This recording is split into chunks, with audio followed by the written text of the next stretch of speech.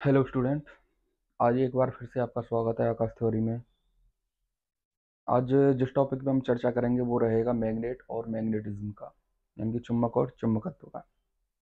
चुंबक और चुंबकत्व की बात करने से पहले हम समझना चाहेंगे कि चुंबक क्या होती है, और चुंबक को समझने से पहले हम सबसे पहले बात करेंगे कि चुंबकत्व क्या होता है। ठीक है।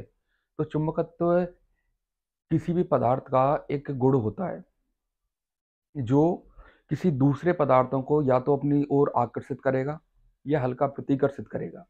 ठीक है। और ये जो चुंबकत्व का गुण जिन पदार्थों में पाया जाता है वो क्या कहलाती हैं? आपकी चुंबक कहलाती है। ठीक है। तो चलिए बताते हैं आपको चुंबक और चुंबकत्व के बारे में। सबसे पहले हम बात करेंगे चुंबकत्व की, यानी कि चुंबकत्व यानी मैग्नेटिज्म होता क्या है। तो यह एक प्रकार का क्षेत्र होता है, ठीक है, जो कुछ वस्तुओं पर तो कार्य करता है, लेकिन कुछ वस्तुएं ऐसी होती हैं जिन पे ये कार्य नहीं करता है, जैसे लकड़ी रहा, कागज रहा, इन पे ये कार्य नहीं करेगा। जिनमें यह बल होता है, कौन सा बल होता है? जिनमें ये चुंबकत्व का जो बल होता है, उन वस्तुओं को हम क्या कहेंगे? चुंबक कहेंगे। यानी कि चुंबक एक ऐसी चीज होती है, ऐसी वस्तु होती है, ऐसी युक्ति होती है जो कुछ वस्तुओं पर तो अपना कार्य दिखाएगी, कार्य करेगी, और कुछ वस्तुएं ऐसी होती हैं जिन पे अपना कार्य नहीं करेगी। जैसे कि लोह हो गया, लोहे पे अपना कार्य करेगी, ठीक है। और जिन पे कार्य नहीं करती है वो कौन सी होती हैं? जैसे कि आपका लकड़ी हुआ, कागज हुआ, इन पे अपना कोई कार्य नहीं करती है। तो ये वाली वस्तुएं कौन सी होती हैं? चुंबक होती है, जिनमें चुंबकत्व का गुण पाया जाता है। ठीक है। अब इसके बाद हम बात करते हैं कि आखिर जो चुंबक है ये कितने प्रकार की होती हैं। तो देखिए,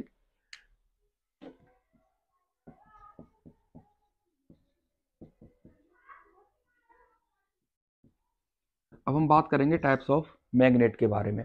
तो चुंबक कितने प्रकार की होती हैं? आपकी चुंबक दो प्रकार की होती हैं। एक होती है आपकी प्राकृत चुंबक, प्राकृत चुंबक, प्राकृतिक चुंबक, ठीक है। और दूसरी कौन सी होती है? आपकी कृत्रिम चुंबक।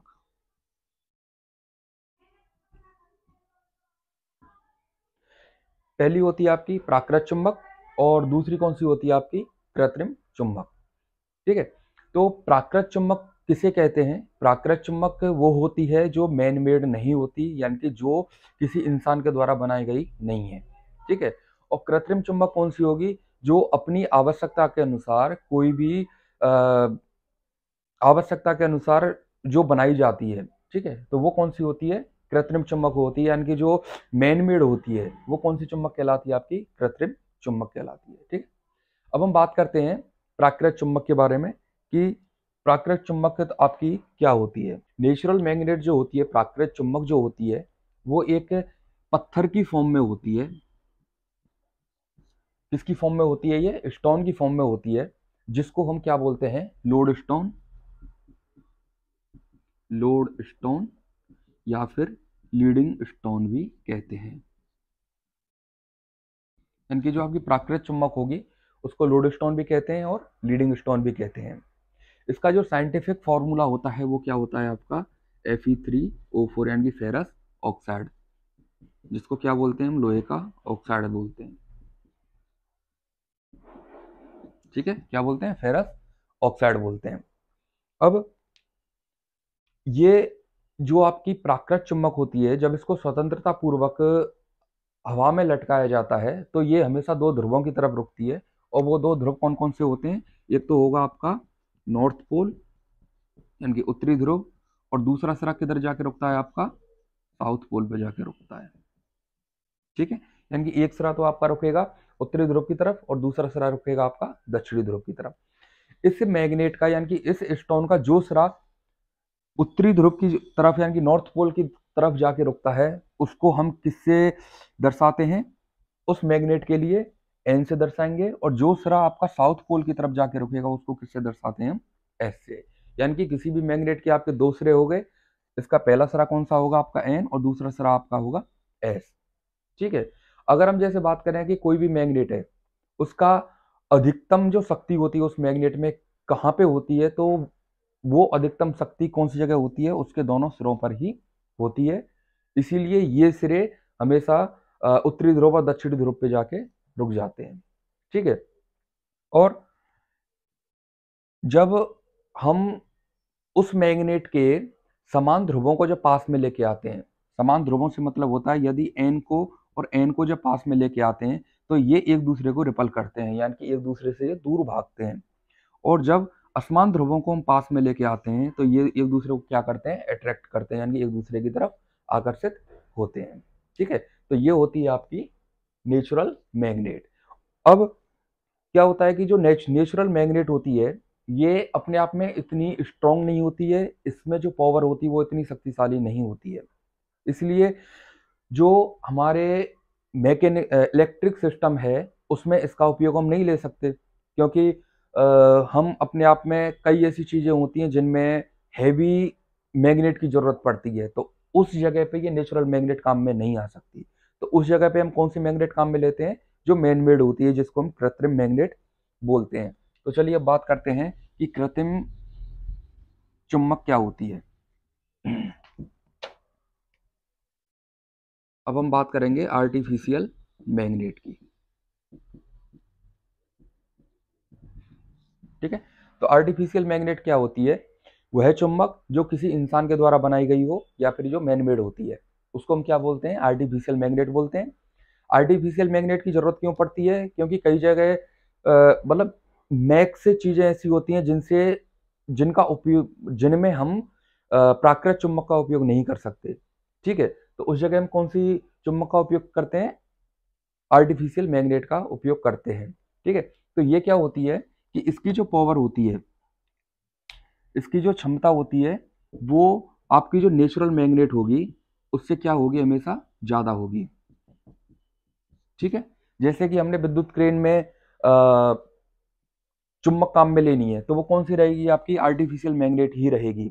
आपके मीटर हो गए, उनमें कौन सी मैग्नेट होती है, आपकी मैन मेड ही होती है। तो इसलिए ज्यादातर कौन सी चुंबक का काम में लिया जाता है, आर्टिफिशियल मैग्नेट ही काम में ली जाती है। ठीक है, अब हम बात करेंगे कि साहब आर्टिफिशियल मैग्नेट कितने तरीके की होती हैं। आर्टिफिशियल मैग्नेट भी कई तरीके की होती हैं, जिनमें एक होता है आपका स्थायी चुंबक। स्थायी चुंबक कौन सी होती है, और दूसरा होता है अस्थायी चुंबक। ठीक है, एक होता है आपका स्थायी चुंबक, एक होता है अस्थायी चुंबक, यानी कि एक तो होता है आपका परमानेंट मैग्नेट, ऐसी चुंबक जिसको एक बार अगर चुंबकित कर दिया जाए तो उसके चुंबकीय गुण जो होते हैं वो उसमें से समाप्त नहीं होते हैं, तो वो कौन सी चुंबक कहलाती है, आपकी स्थायी चुंबक कहलाती है। और एक वो चुंबक होती है जिसको जरूरत पड़ने तक ही चुंबकित कर सकते हैं, जैसे ही उसमें से हम चुंबकीय गुण को हटाते हैं, यानी कि जैसे ही उसको सप्लाई से डिस्कनेक्ट करते हैं तो वो वापस से अपनी स्थिति में आ जाती है। तो वो कौन सी चुंबक होती हैं, आपकी अस्थायी चुंबक होती हैं। तो देखिए इनमें क्या होता है कि जब हम कभी भी स्थायी चुंबक काम में लेते हैं, स्थायी चुंबक जब हम कभी काम में लेते हैं तो इसके लिए क्या करते हैं कि हमेशा हार्ड स्टील काम में ली जाती है। कौन सी चीज काम में लेंगे हम, हार्ड स्टील काम में लेंगे। ठीक है, हार्ड स्टील को जब किसी डीसी सप्लाई के, जैसे ये हो गई आपकी स्टील, ठीक है, ये आपकी कोई स्टील है, इसको लेमिनेटेड करके और इस पे हमने कर दिया साहब बाइंडिंग, और इस पे हमने डीसी सप्लाई लगा दिया। ठीक, जैसे ही हम इसके स्विच को ऑन करते हैं तो इसमें सप्लाई चलेगी, और जैसे ये सप्लाई चलेगी तो ये जो आपकी बार है ये किस में कन्वर्ट हो जाएगी, आपकी मैग्नेट में कन्वर्ट हो जाएगी। और जैसे ही हम इस डीसी सप्लाई को बंद करते हैं तो ये जो आपकी बार है ये अस्थायी चुंबक में कन्वर्ट नहीं होगी। क्यों नहीं होगी, क्योंकि हमने जो मेटल काम में ली है वो कौन सी है, स्टील मेटल है। ठीक है, तो ये क्या करती है कि जैसे ही इसके अंदर चुंबकीय गुण आ जाते हैं तो सप्लाई हटाने के बाद भी ये जो चुंबकीय गुण होते हैं ये इसके अंदर क्या हो जाते हैं, स्टोर हो जाते हैं। तो ये किस में कन्वर्ट हो जाती है, आपकी स्थायी चुंबक के अंदर कन्वर्ट हो जाती है। ठीक है, अब हम बात करते हैं अस्थायी चुंबक क्या होती है। अस्थायी चुंबक कौन सी होती है, कि जब तक किसी बार के अंदर सप्लाई है, यानी कि जब तक ये सप्लाई से जुड़ा हुआ है तब तक तो ये चुंबक बनी रहेगी, और जैसे ही इसको हमने सप्लाई से डिस्कनेक्ट किया तो ये किस में बदल जाएगी, वापस से अचुंबकीय पदार्थ के अंदर आ जाती है। तो इसके लिए हम क्या करते हैं कि जब ये आपकी स्टील बार है, स्टील को हटा के इसकी जगह क्या चीज काम में लेंगे हम, नरम लोहा। ठीक है, जैसे ही स्टील को हटा के और इस कॉइल के अंदर अगर नरम लोहे को रख दिया जाता है तो वो किसकी तरह बिहेव करेगी, अस्थायी चुंबक की तरह बिहेव करेगी। यानी कि जब तक इस पे डीसी सप्लाई जुड़ी हुई है ये चुंबक बनी रहेगी, जैसे ही हम डीसी सप्लाई को इससे हटाएंगे तो ये किस में कन्वर्ट हो जाएगी, एक नॉर्मल मेटल के अंदर बदल जाती है।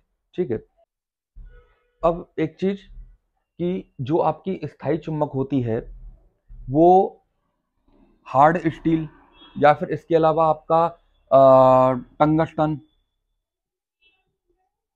कोबाल्ट, ये जो मेटल होते हैं इनकी ही क्यों बनाई जाती है, तो इसके पीछे रीजन होता है कि स्थायी चुंबक हमेशा उन मेटलों की बनती है जिनका प्रतिधारकत्व का गुण अधिक पाया जाता है। यानी कि रिटेटिवेंस का गुण जो होता है वो क्या पाया जाता है, जिन पदार्थों में अधिक होता है प्रतिधारकत्व का गुण, उन ही पदार्थों की क्या बनेगी, स्थायी चुंबक बनती है। अदरवाइज वो कौन सी चुंबक बनाएंगे, फिर आपके अस्थायी चुंबक बनाते हैं। अब हम बात करते हैं कि स्थायी चुंबक कौन सी जगह उपयोग में ली जाती है और अस्थायी चुंबक तुम्हारी कहाँ पे काम में ली जाती है। तो देखिए, जो आपकी स्थायी चुंबक होगी वो कौन कौन सी जगह काम में ली जाती है। स्थायी चुंबक जो होती है आपकी, जैसे कि हो गए आपके लाउड स्पीकर हो गए, या फिर प्रयोगशालाओं में। ठीक है, लाउड स्पीकर की जो मैग्नेट होती है वो कौन सी होती है आपकी, परमानेंट मैग्नेट होती है। या फिर लेबोरेटरीज हो गई, उनमें एक्सपेरिमेंट वगैरह करने के लिए कौन सी चीज काम में ली जाती है, स्थायी चुंबक आपकी काम में ली जाती है। ठीक है, और जो आपकी अस्थायी चुंबक होती है ये कहाँ पे काम में होती है, यानी कि जितनी भी आपकी इलेक्ट्रिकल मशीन है, इसके अलावा आपके जो मीटर होते हैं, इलेक्ट्रिक जो मीटर होते हैं, उनमें कौन सी चुंबक काम में ली जाती है आपकी, अस्थायी चुंबक काम में ली जाती है। विद्युत क्रेन हो गई, विद्युत क्रेन में कौन सी चुंबक काम में ली जाएगी आपकी, अस्थायी चुंबक काम में ली जाएगी। या फिर इलेक्ट्रिक वेल हो गई, विद्युत घंटी जो होती है उसमें भी कौन सी चुंबक काम में ली जाती है आपकी, अस्थायी चुंबक है। घरों में काम आने वाली चीजें जैसे पंखे हो गए, उनमें भी कौन सी चुंबक काम में ली जाती है आपकी, अस्थायी चुंबक काम में ली जाती है। ठीक है।